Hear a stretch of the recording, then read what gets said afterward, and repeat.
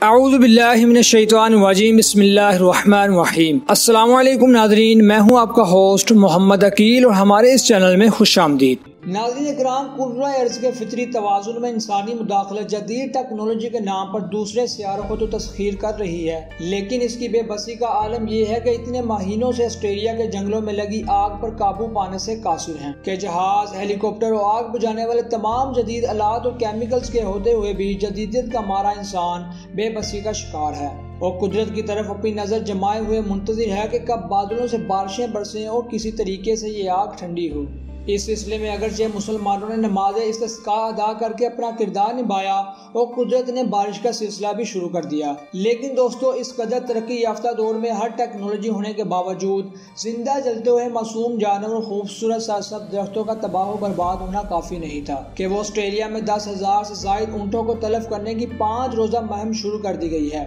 جی ہاں ناظرین، ایک طرف تو معصوم جانوروں کی زندگیوں کی بقا کی خاطر جنگل کی آگ کو بجھانے کی کوشش ہو رہی ہے، تو وہیں دوسری طرف اونٹ جیسے معصوم جانوروں کو اتنی بڑی تعداد کو قتل کرنا یقیناً انسانیت سوز کام ہے، جبکہ اسی عمل کی وجہ سے آسٹریلیا میں آتش زدگی سے متاثرہ علاقوں کو پانی کی ممکنہ قلت سے بچانا بتائی گئی ہے۔ آسٹریلوی ماہرین کا کہنا ہے کیونکہ یہ اونٹ پانی کے محدود ذخیرے کے لیے خطرہ بن چکے تھے اور ان کے بڑے بڑے ریور آبادیوں میں پھیل گئے ہیں، جو کہ نہ صرف پانی کو ختم کرنے کے ساتھ ساتھ انفراسٹرکچر کو بھی شدید نقصان پہنچا رہے ہیں، بلکہ یہ بے مہار جانور ٹریفک کی روانی کو بھی متاثر کر رہے ہیں۔ اونٹوں کو تلف کرنے کے علاوہ ان کے پاس کوئی دوسرا چارہ نہیں ہے، لیکن ناظرین دیکھا جائے تو اس مقصد کے لیے بھی جانوروں کی اتنی بڑی تعداد کو تلف کرنا ظلم کے مترادف ہے۔ حالانکہ جدیدیت کا راگ الاپنے والے یہ لوگ اگر انسانیت کے معیار کو بھی ترقی یافتہ بنا لیتے تو اس عمل کی نوبت نہ آتی، بلکہ اپنے ایسی ٹیکنالوجی کو بروئے کار لا کر کوئی متبادل راستہ نکالا جا سکتا تھا،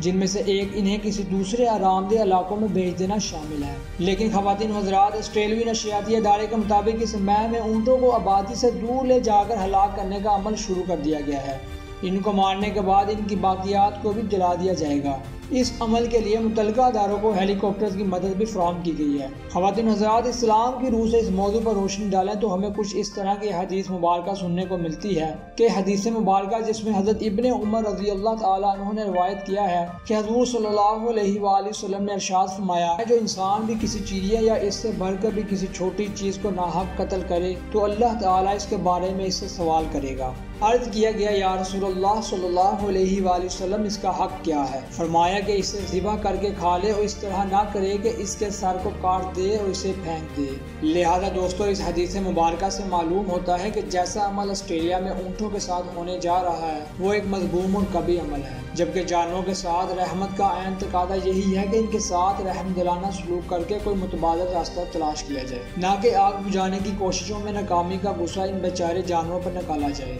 اور ان تمام باتوں سے قطع نظر آسٹریلیا اور اس جیسے دیگر ممالک کو سوچنا ہوگا کہ نام نہاد ترقی کے نام پر زمین کے وسائل سے خلوار کو بند کرنے کے سوا ہمارے پاس کوئی دوسرا چارہ نہیں ہے۔ یہ جدید وسائل کی ہی مہربانیاں ہیں جو ماحولیاتی تبدیلیوں کے باعث جنگلوں کو نقصان پہنچا رہی ہے، اور اسی سے متعلق سنجیدگی سے سوچ بچار کی ضرورت ہے، کیونکہ آنے والے وقت میں افعال مزید شدت اختیار کر سکتی ہے۔ یہ پوری دنیا کے لیے فیصلہ کن وقت ہے کہ اگر آج سنجیدگی کا مظاہرہ کر لیا گیا تو ہم خود بھی بچ سکتے ہیں اور آنے والوں کو بھی محفوظ بنا سکتے ہیں۔ آخر میں اللہ سے دعا ہے کہ اللہ جانوروں کو انسانوں کے غلط فیصلوں کا شکار ہونے سے محفوظ رکھے اور ہم انسانوں کو ایسے فیصلوں کی توفیق دے جو معصوم جانوروں کی زندگیاں بچائے رکھے۔ تو دوستو، اسی کے ساتھ آج کی ہماری ویڈیو کا اختتام ہوتا ہے۔ ویڈیو پسند آنے کی صورت میں ہمارے چینل کو سبسکرائب اور ویڈیو کو لائک ضرور کریں اور پاس ہی موجود بیل آئیکن کو کلک کریں تاکہ آپ کو ہماری ہر نئی آنے والی ویڈیو کا نوٹیفیکیشن ملتا رہے۔ اپنے دوستوں، رشتہ داروں، گرد و نواح کے تمام لوگوں کا بہت خیال رکھیے گا۔ اللہ حافظ۔